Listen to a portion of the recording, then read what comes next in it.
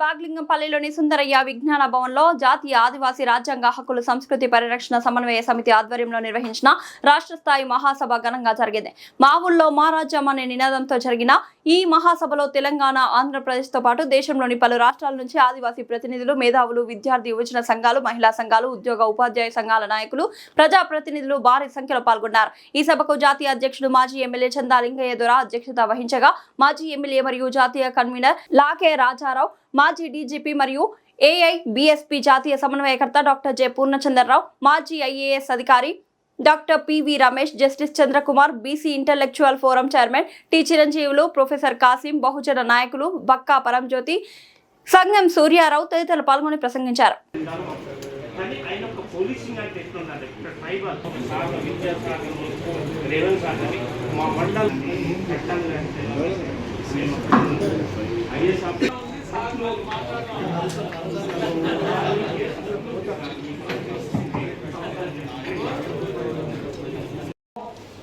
కంపెనీలకి తాకట్టు పెడుతూ ఉన్నారు, విదేశీ కంపెనీలకి తాకట్టు పెడుతూ ఉన్నారు, వీటిని మల్టీనేషనల్ కంపెనీలు అంటూ ఉన్నాం. వేదాంత పేరు చూస్తే వేదాంత అంటే మన ఇండియన్ పేరులా ఉంటుంది. సమాజంలో వెలుమారెడ్డి, బ్రాహ్మణ, కర్ణాల మధ్య ఎస్ఎస్ల మధ్య గోదరలు అసలు కేసులన్నీ కూడా బీసీల పైన, అందులో ఎస్సీ నుంచి వెళ్ళి రెండు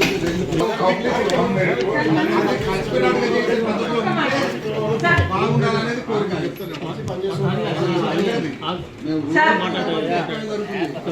రాష్ట్రాల ఆదివాసీ సెమినార్లో ఒకే ఒక నిర్ణయం జరిగింది.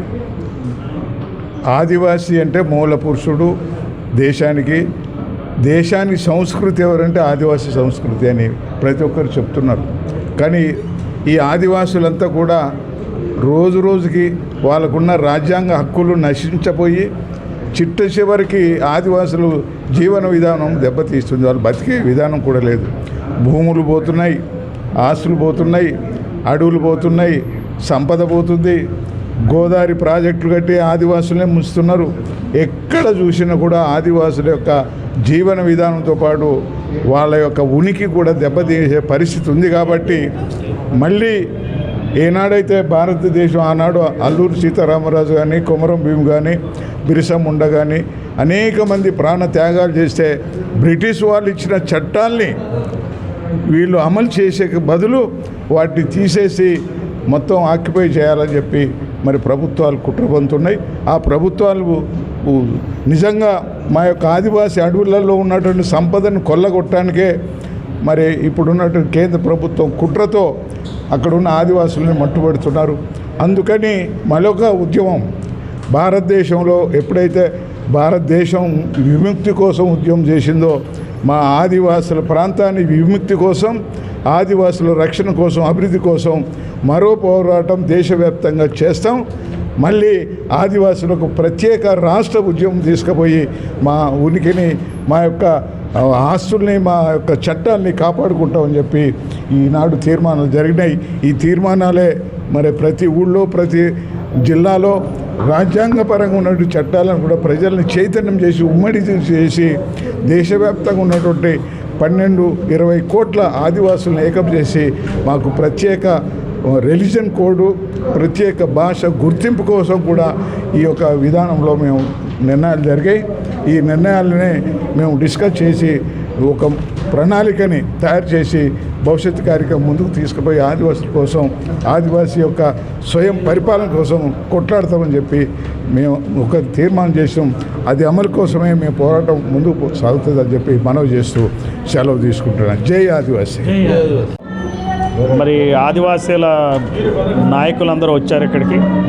పొద్దున 10 గంటల నుంచి ఇప్పటి వరకు మరి వివిధ అంశాల మీద చర్చించడం జరిగింది. చందా లింగయ్య దొర గారు నేషనల్ చైర్మన్, మన జాతీయ ట్రైబల్ సమన్వయ సమితి ఆధ్వర్యంలో జరుగుతూ ఉంది. డిమాండ్ ఏంటంటే మొత్తం మన్య సీమ ప్రత్యేక రాష్ట్రం కావాలని డిమాండ్ చేస్తున్నాము.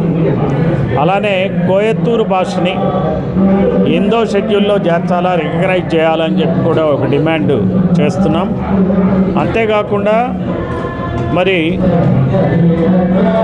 జనగణన చేసేటప్పుడు మతం అంటే అదర్స్ అని వస్తుంది, అదర్స్ కాదు ఆదివాసీ మతం అనే కాలం ఇవ్వాలని చెప్పి కూడా డిమాండ్ చేస్తున్నాం. అంతేకాకుండా GOMS నెంబర్ 3 స్థానిక ఉద్యోగాలు, స్థానికులకు ఉద్యోగాలు లేవని చెప్పి సుప్రీంకోర్టు ఉత్తర్వులు ఇచ్చింది. దానిలో ప్రభుత్వం వెంటనే చర్యలు తీసుకోవాలి. చర్యలు తీసుకుని స్థానికులకు ఏజెన్సీ ప్రాంతాల్లో స్థానిక ట్రైబల్స్కే ఉద్యోగాలు ఇవ్వాలని చెప్పి కూడా డిమాండ్ చేస్తున్నాం. అంతేకాకుండా మహారాష్ట్ర గవర్నర్ ఆఫీస్లో ఒక సెల్ ఉంది, ఈ మానిటరింగ్ సెల్ అనేది ఒకటి ఉంది. అట్లానే తెలంగాణ గవర్నర్ ఆఫీస్లో ఒక మానిటరింగ్ సెల్ పెట్టి తెలంగాణ ట్రైబల్ అడ్వైజరీ కమిటీ ఏదైతే ఉందో, కౌన్సిల్ ఏదైతే ఉందో TAC ఆధ్వర్యంలో జరిగే రిజల్యూషన్స్ మీద వెనువెంటనే గవర్నర్ గారు చర్యలు తీసుకోవాలని, ఎప్పటికప్పుడు మరి ట్రైబల్స్కి వచ్చినటువంటి సమస్యల్ని పరిష్కరించాలని చెప్పి ఇటువంటి విధానం మహారాష్ట్రలో ఉంది. మహారాష్ట్ర గవర్నర్, అప్పటి గవర్నర్ చెన్నమనేని విద్యాసాగర్ రావు గారు ఆయన చేశాడు. అదే మాదిరిగా కూడా చేయాలని ఇంకా అనేక రకమైన డిమాండ్స్ ఉన్నాయి. గ్రామ సభలకి స్వయం ప్రతిపత్తి ఇవ్వాలి, వీసా చట్టం అమలు చేయాలి. మరి స్థానికేతరులు మరి భూముల్ని ఆక్రమించుకుంటున్నారు, నాన్ ట్రైబల్స్, వాటిని అన్నిటినీ మరి స్వాధీనపరచాలని చెప్పి ఇంకా ఎన్నో రకాల డిమాండ్స్ ఉన్నాయి. దీని మీద మరి త్వరలో గవర్నర్ గారిని కలవటం జరుగుతుంది, రిప్రజెంట్ చేయడం జరుగుతుంది. మరి ఆదివాసీ గ్రామాన ఈ విషయాల్ని ప్రజల్లో చైతన్యపరచడం జరుగుతుంది.